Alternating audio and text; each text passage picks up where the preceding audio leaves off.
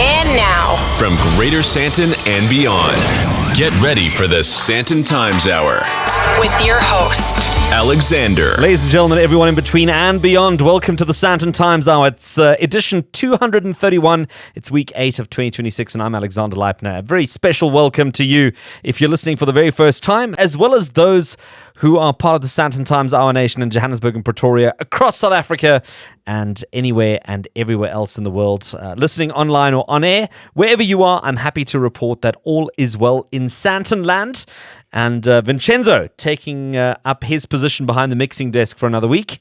Let me get straight into my notes to report back on what's been happening this week in the world of the Sandton Times. Well, it kicked off with a breakfast with Dubai-based hotel group Jumeirah, who hosted a morning session to profile some of their new and established properties around the world, predominantly in Dubai.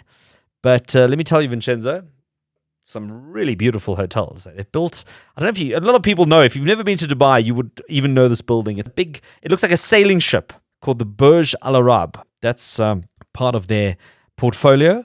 And then there's two other hotels. The one looks like a wave, and then there's a new one that looks a bit like a yacht that they've just built. Unbelievable. Unbelievable. Part of those hotels. Only 3 of them.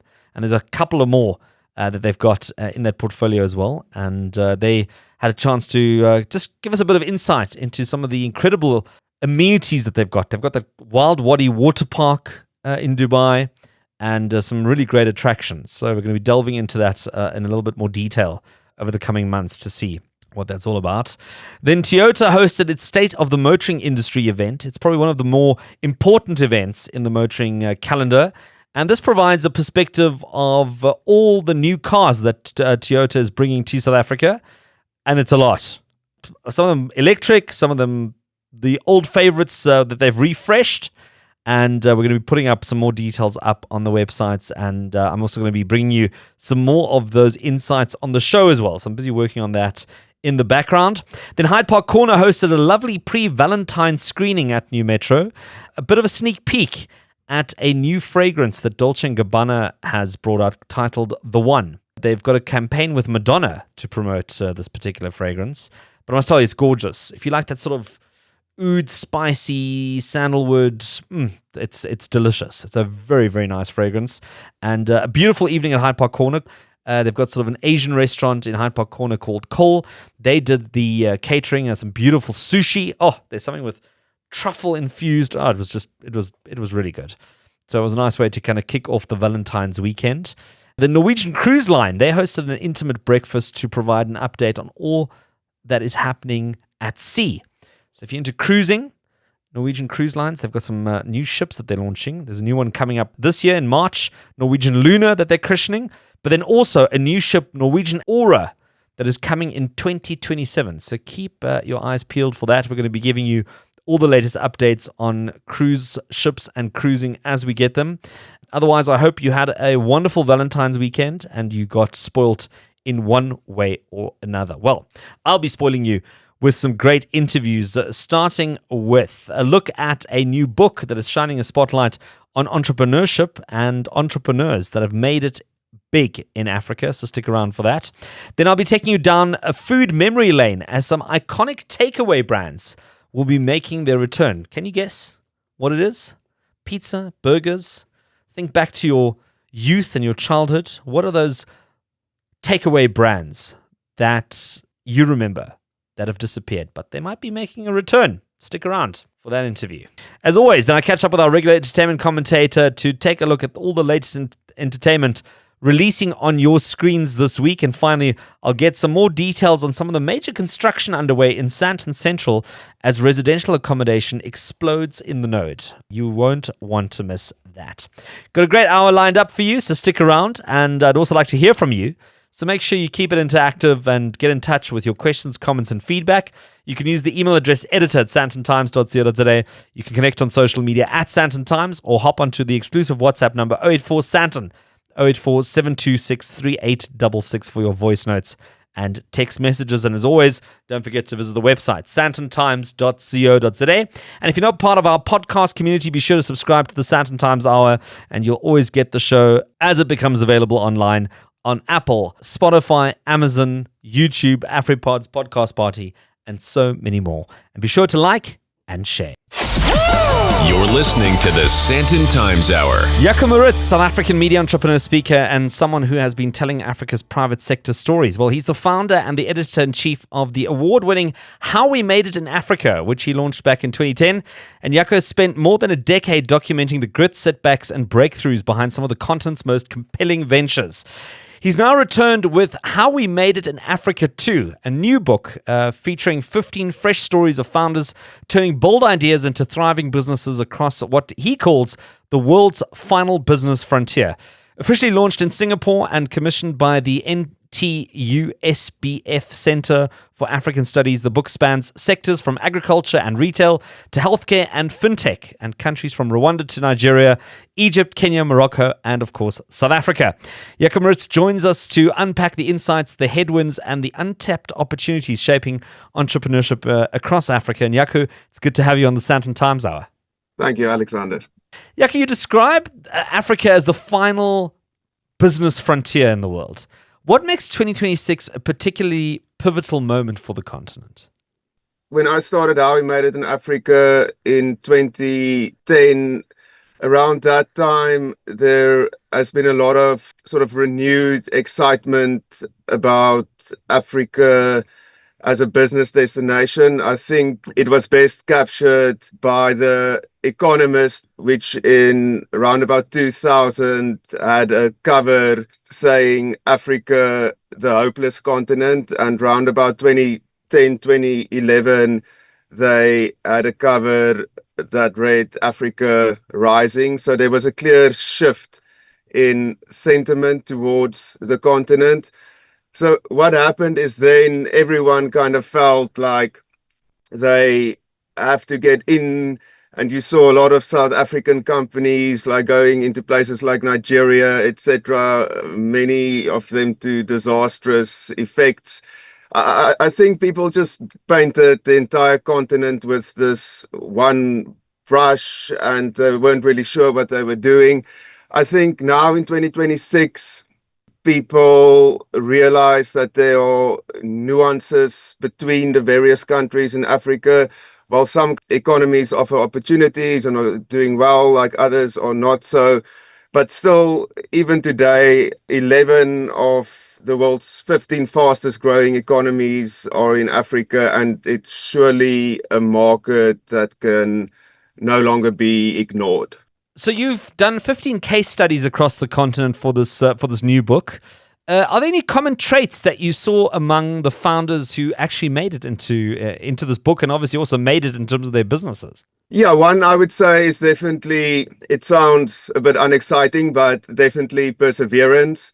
For instance, there's a story of Nigerian entrepreneur Affiong Williams, who actually lived in South Africa for a while and did an education here. And she came across dried fruit in South Africa, and there was no one in Nigeria doing dried fruit. So she basically started Nigeria's first dried fruit snacks company. And she, for instance, her idea was within 2 or 3 years to have her own factory. So she started out just by importing and repackaging it in Nigeria. But she initially thought that within 2 to 3 years she'll have her own factory up and running, but it took her more than a decade almost to achieve that goal. And like in the chapter, it talks about how she oftentimes felt like giving up, but she just persevered, and eventually she managed to raise the money to build a factory. One other common trait is ability to adapt their business models. For instance, one of the South African entrepreneurs in the book is Godirakhetse Mogayane, who started a township logistics business called Delivery Kaspeed. So they initially started out as a food delivery business during COVID. Like right in the beginning, they actually delivered their food on like normal bicycles.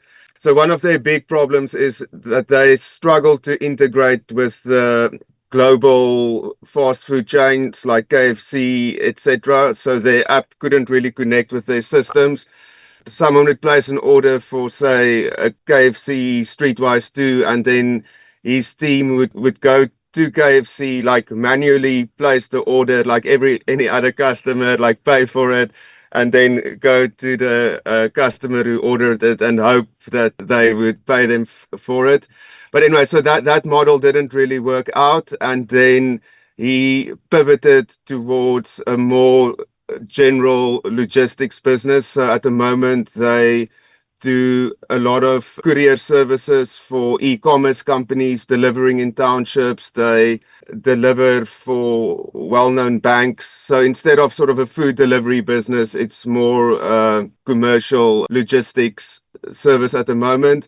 And that wouldn't have happened if he didn't take the bold decision to decide, even though we have customers on this food delivery app, but it's not really working, we need to shut it down and shift direction. Did you find that there was a big difference in entrepreneurial mindset between the regions? I mean, you've gone from West Africa, East Africa, South Africa. Do they differ? There's definitely economies where entrepreneurship is more seen as a respectable career. I would definitely say South Africa, Kenya, Nigeria. But then in the book, we've got one entrepreneur from Cameroon, and he started a cleaning products business, so detergents, hand wash, those types of products. And for instance, in the chapter, he says that in Cameroon, entrepreneurship is seen as sort of a last resort if you can't get a job at a blue chip company or in the government. So there's definitely countries, I think especially maybe in French-speaking Africa a little bit, where entrepreneurship has less prestige, if I can call it that, than some other countries on the continent. Interesting. You've written 2 books on the subject now. Has your definition of success changed, having spoken to all these very successful entrepreneurs? Well, my personal definition of success, I would say, is achieving what you want to achieve in life and what is important to you. I think as I get older, you realize that material things, or for many people, it matter less. And yeah, success is just, for each person, it's different. But yeah, you should just measure your own success against what you want to do with your life, as opposed to trying to meet other people's expectations. Well, there you have it. Jaco Maritz, he's the author of his second book titled How We Made It in Africa. It's the second one of a series of 2, and you can get it online. We'll put all the details up on the Sandton Times website if you want to have a read through that. And Jaco Maritz of How We Made It in Africa, it's been such a pleasure having you on the Sandton Times Hour. Thank you, Alexander. You're listening to the Sandton Times Hour. So let me let you in on a little bit of a story. Many years ago, and I'm going back about 20 or 25 years now, I did a little bit of acting work as a student. And the one time I found myself on the set of a soapie called Igoli. Many people might remember Igoli. And my part for that particular episode, or for that particular day, was to deliver some pizza. And I was put into a Scooter's pizza outfit, and I was given a whole bunch of boxes, many of which had no pizza, much to my despair. They were just there as props, and there was no food to eat afterwards. But yes, I delivered some Scooter's pizza on Igoli many years ago, and that's my dinner party story that I will carry with me for many years. And as many might know, Scooter's went away for a while and has made a resurgence. It's reappeared in Johannesburg. Their latest store will be opening up in Rosebank. But here to talk to me about Scooters and everything pizza is Juan Engelbrecht. He is the CEO of Scooters Pizza. And Juan, it's good to have you on the Sandton Times Hour. Thank you for the opportunity.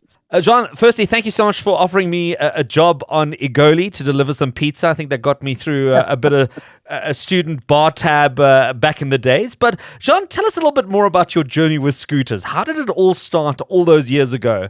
And how do we find ourselves where we are now?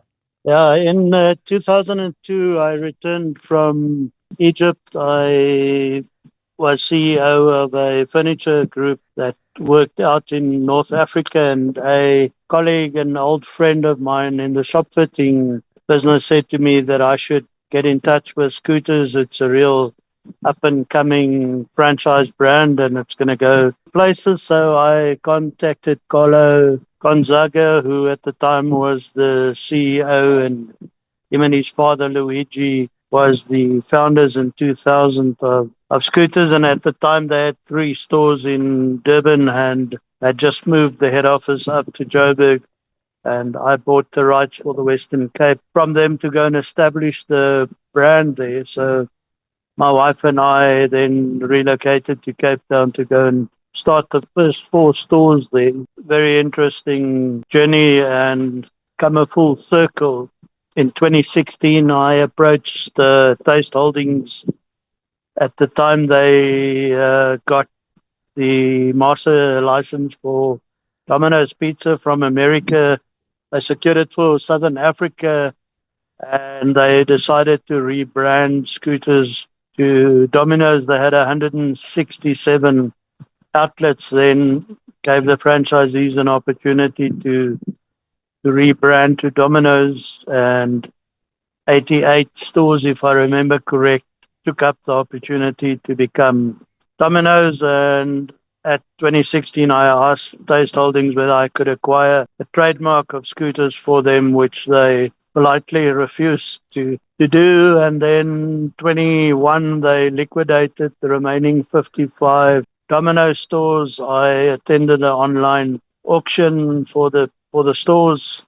Wasn't able to get much leeway there or any traction. And then in 25, I acquired the trademark for Scooters. Spent the year just looking at South Africa's layout and the competitors, who there really are very many outlets in pizza in South Africa. And then in October last year, we opened the first store in Melville, Johannesburg, and then last week we opened the first store in Rosebank, or the second store in Rosebank, the first franchise store. Yeah, we've been blessed. The interest from a franchising perspective is extremely high. Now, tell me, when you buy a trademark out of a situation like you bought it, is it a bargain deal, or do they still want a fair price for what you're buying? To be honest, I actually acquired the trademark for really nothing. I just paid the CIPC fees to sort of reserve the 3 trademarks. One is a verbal mark, and 2 is physical Scooters logos that I had registered, and then spend quite a bit of money on making sure that somebody doesn't come in a year's time or 2 years' time and lay claims against Scooters. We registered a caveat against the name so that nobody else could use it. And I was also recommended by my attorneys, trademark attorneys, to make contact with the previous owners and sort of seek their blessing in relaunching the brand, which I then did. And Carlo was very polite, and after a bit of silence, he said that I must make him proud. So very well handled from his side. The long answer is no, it didn't cost that much money, but after attorneys and spending the year researching the market and making sure that the branding was done correctly and menus designed, it was quite a chunk of change that was invested, but not to acquire the brand. All right, so all protocol observed and blessings received. When you buy a trademark like this, part of the Scooter success is the secret sauce, the recipe, the way the pizza's made, the way it's tastes. Is that part of that deal as well, or have you sort of reinvented the Scooters pizza and its concept? I took 12 of the original Scooters pizza products that were very popular and still today proven to be very popular. And then I took items like a Pizzoni, which was a Scooters product developed. And today a lot of the competitors have similar products, which is just the dough formed into a pie with a pizza topping on it. And then I took 12 most popular pizzas in South Africa that wasn't on the Scooters menu, and we ended up with 26 pizza items. And after 3 months of testing and tasting with different survey groups, we launched the recipes. I think a lot of the secret of a pizza is the base that you make the pizza out of, and we have a food technologist that gives us the ingredients for that to ensure that there's consistency in the base. Then your tomato sauce and your mozzarella cheese, everybody uses the same product. It's really about the brand that you use and the quality of the ingredient. And I think the passion that goes into the product. Scooters had won various reward awards years ago on being the tastiest pizza, the best pizza place, and also 3 years the brand builder of the year competition at FASA. So I think the people behind the brand has a lot to do with it. There's so many competitors, and there's probably at least 10 to 12 groups that are competing in the space with probably 2,500 outlets.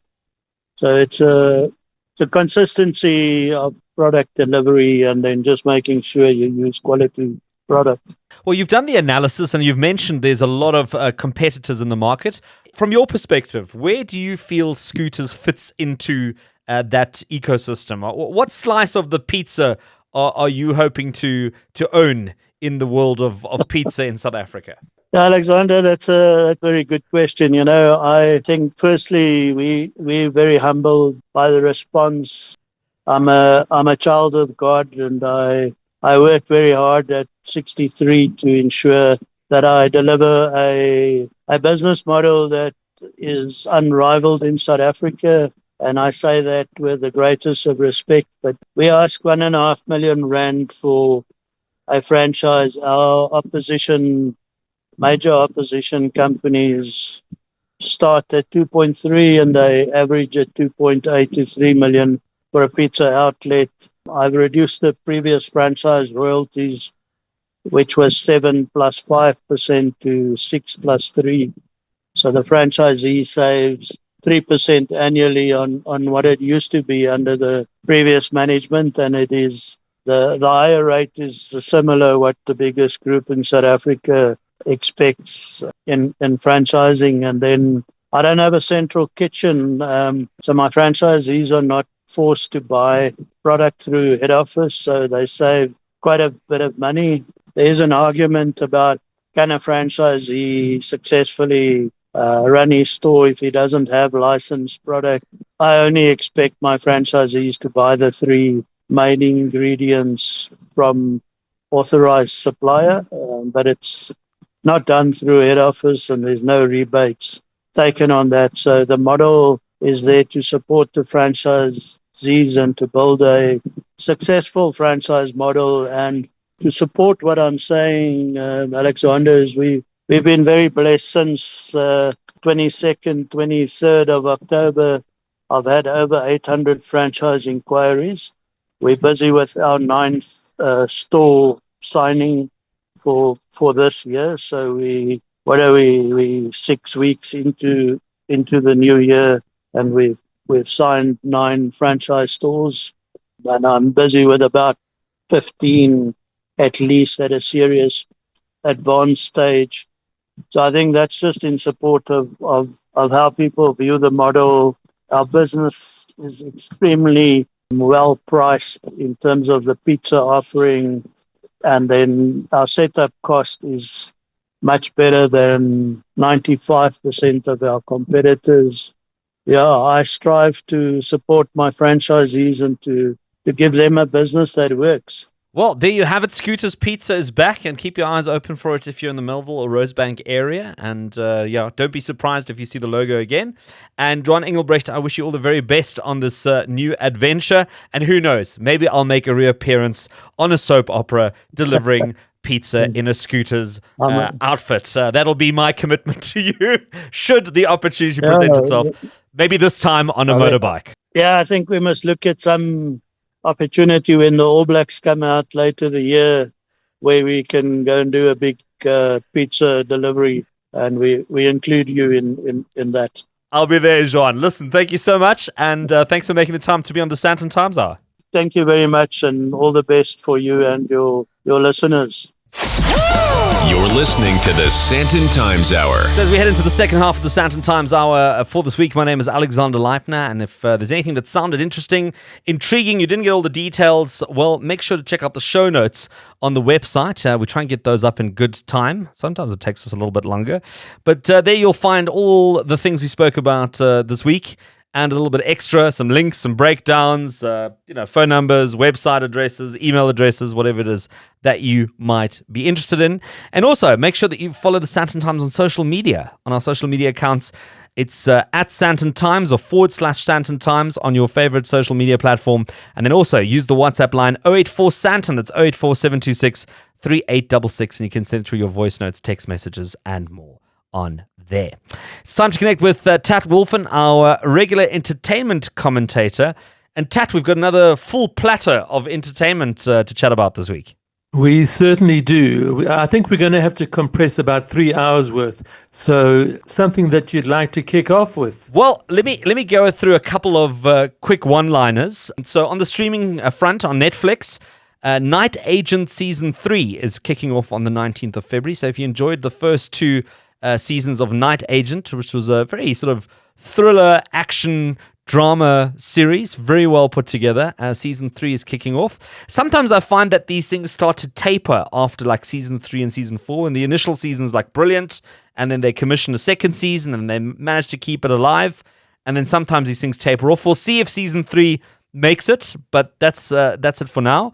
Then on the reality front, reality TV, Australian Survivor Redemption is kicking off on the 23rd of February. In Australia, I'm trying to get some information on if it will be shown in good time on South African television. Why this one does particularly well is that Survivor Australia is just extraordinary. I mean, it's unbelievably well produced. I think it's actually surpassed the American, the original OG version of Survivor. So I think the Australians are absolutely smashing it. But what also is really interesting about this particular season is that they have introduced a new host. So the longtime host, Jonathan LaPaglia, he was the Australian Survivor host, exceptional for many, many years.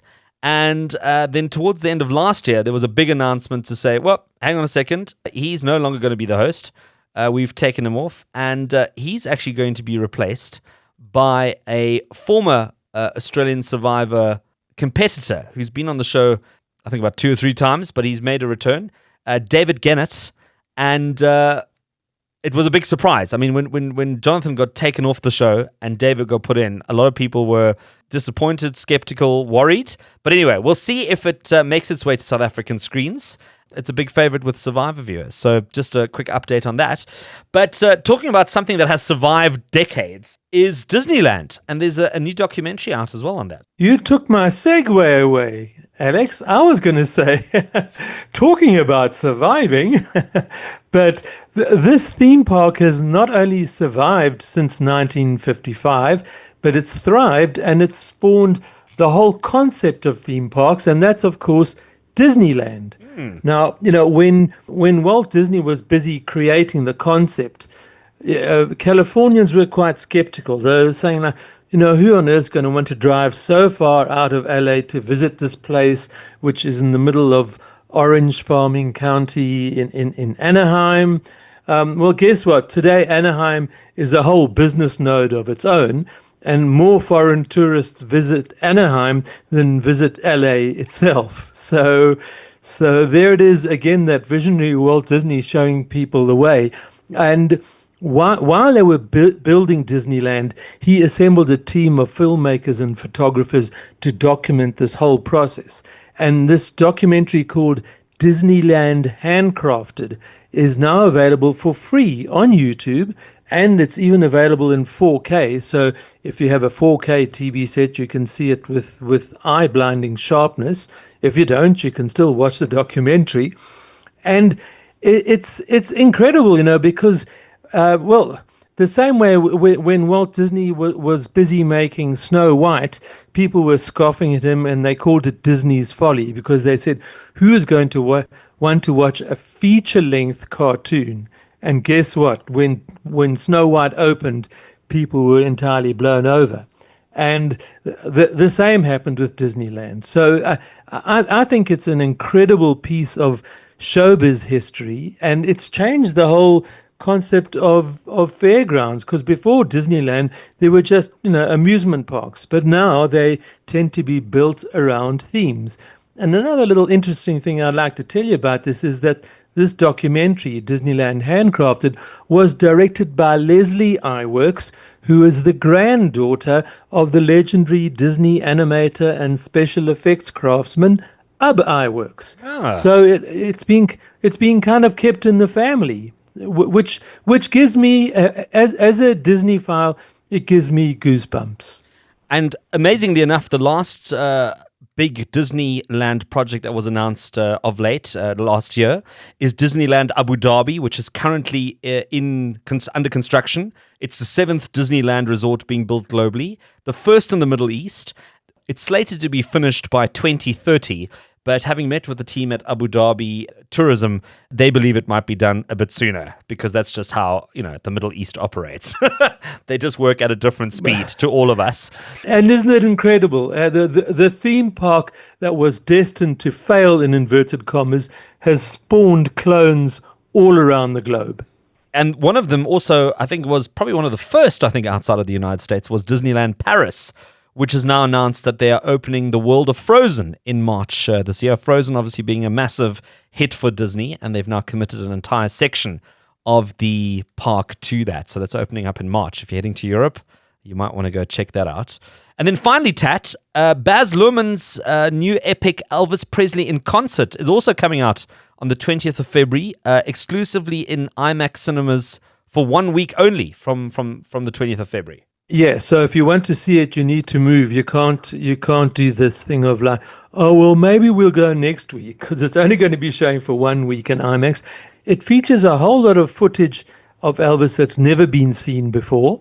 I never grew up being a fan of Elvis, because to me he was kind of old school and boring and, But with the passing of years, I've started sort of building an appreciation for him, and I've decided I should go back and watch all those movies that he made. They probably look quite cheesy by today's standards, but there's no doubt that he was a talent, that he was an enormous performing talent, that he had a unique voice.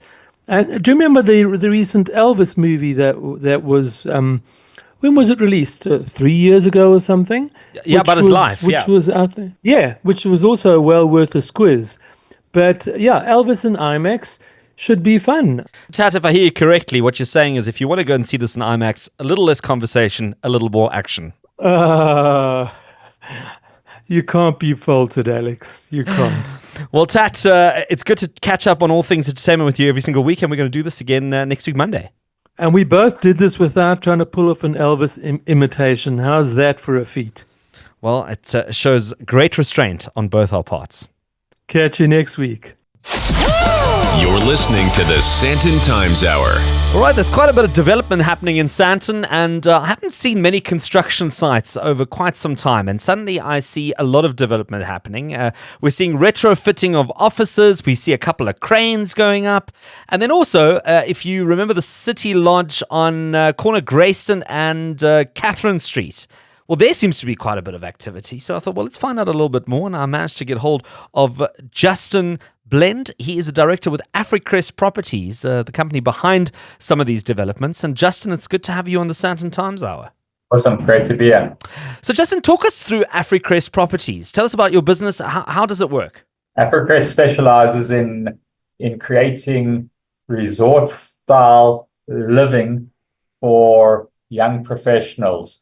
So we generally convert office buildings that are in major work nodes like Sandton to apartments. But with that, we create an entire estate or resort type setting. We have beautiful gyms that one could, quit their third-party gym membership and just use our gyms. They're large gyms, fully equipped, beautiful A-grade work-from-home facilities. We have full-on movie cinemas, not just beanbags on the floor with a little TV. We've got layered, tiered seating with proper, similar to Ster-Kinekor type chairs, with big screens. We offer an entire lifestyle. We have running clubs. We have full-time gym trainers working for us that do free gym classes for everyone. We create a community where people love to live because they make friends. It's a great social environment, and also the facilities are really incredible. Well, you've got quite a few developments on the go. Sunninghill, Bryanston, Sandton Central. I'm going to focus on the Sandton Central ones now in the interest of time. And there's quite a bit happening there as well. I think I've counted at least 5 developments. You've got one happening in Strathaven at 5 Charles Crescent, in Park Lane in Sandown, at Grayston Drive in Sandton. Then you've got another one on 5th Street in Sandton, and then another one at 1 Charles Crescent in Strathaven. Are most of these offices that you've now converted into apartments, or in the case of City Lodge, I'm assuming that's a complete new build? So it's a bit of both. So City Lodge, we actually converted the hotel into apartments. Hotel rooms don't have kitchens and things like that, which we had to add. It's on Catherine Street, but it's the back of the City Lodge, but it faces Catherine Street. That's a new build. So many of our developments actually end up being a conversion, plus sometimes small and sometimes large elements of new build. What's driven you to put so much investment and so much effort into Sandton Central? Because, 4 or 5 developments all happening at the same time, be they conversions, be they new builds. It's not a small investment. Yeah, massive investment in the area, massive development in the area. I think it's a few things. Sandton is the center of the center. Most major corporates have head offices in Sandton, the banks, the law firms, the insurance firms, things like that. So there's big demand. But with that is the big demand. We can't build it fast enough. The demand from tenants it's insatiable. I think it goes hand in hand with being one. It's all people want to live close to where they work, and 2, the product offering. If someone was to walk through our estates, when people do walk through our estates, they mind blown. They actually can't believe it. They go, wow, it's like living in a 4-star hotel. And it really is like living in a 4-star hotel, but at a very affordable rental. And you work purely on a rental model. So people aren't buying these apartments. They're merely renting them from you. That's the game changer. Because it's only rental, we own and control. And the main word is control, the entire estate. The biggest issue when you live in an estate is often noise. You have a noisy neighbor, there's nothing you can do about it. You phone up the noisy neighbor's landlord. He says, listen, I'll tell my tenants to be quiet, but I can't do much more than that because I need his rental to pay my bond. If I kick my tenants out, evict him, I can't pay my bond. But us would rather get rid of one bad tenant to have the greater good of the community happy. We were looking at, we've got 300 apartments or 400 apartments in one estate. We need all 400 people to be happy. We don't want just one person having a party and everyone else must suffer. So with that, we can control the environment. And also, we don't have anybody corporate or anything like that to report to. So we can make decisions hell of a quickly. We can do what's best for the property immediately, opposed to have to go through committees and committees. So that's why the model of one landlord controlling the whole estate works best. So who are you seeing staying in these apartments? Because, there's quite a few apartments to fill, given, across 5 different properties in Sandton Central. Is the Emirates campus in Sandton, the students that will be coming there, is that part of your mix, or are you appealing to a slightly older working professional audience? So our typical tenant is 30 years old. Okay. It's a young professional. They're generally working at one of the major corporates. They generally have a university degree or college diploma. I'd say about at least 70% are working at a major corporate or for this government, the state. It's a well-educated tenant, quite a high LSM tenant, It's a young profession, as I say, generally 30 years old, a slightly more female than male mix. Okay. As a developer, are you also having to factor in some of the challenges that Joburg is facing, like electricity, like water cuts on a regular basis in Sandton? Or have you built that into the architecture of these builds? So on one hand, yes, it's definitely a challenge. On the other hand, because we once again own the entire estate, we actually, it's to the benefit of our tenants, because we have massive generators that can power most of the areas within our estates, where the sectional title can't do that and doesn't do that. We have massive water tanks that we can ensure quite a few days of water if there's water outages in areas. So we're able to offer that. We've got the scale, and one landlord, once again, while it's a challenge, we don't love having these things, our tenants definitely benefit being with us opposed to somewhere else. Well, tremendous. Justin Blend, he's the director of Africrest Properties, chatting about quite a few of their properties, but specifically focusing on Sandton Central. And Justin, thank you for bringing us at the Sandton Times a whole new audience as well, with accommodation and all. And it was good to chat to you on the Sandton Times Hour. Great. Thank you. I enjoyed it. Ciao. Wraps up the Sandton Times Hour for this week. Feel free to send through your questions, comments, and feedback to editor@sandtontimes.co.za. You can connect on social media at Sandton Times, or hop onto the website sandtontimes.co.za. And be sure to save our WhatsApp number 084 Sandton. That's 084 726 3866. That's our exclusive line, and you can send through your voice notes, text messages, and notes on there. As always, make sure you subscribe to the podcast as well, if you haven't yet, on Apple, Amazon, YouTube, Spotify, and many other leading digital audio platforms, and join the growing digital community on there. Thank you to all my guests who made time to be on the show this week, as well as the team behind the scenes pulling it all together. And a very special thank you to you for listening, and God willing, we'll do it all again next week.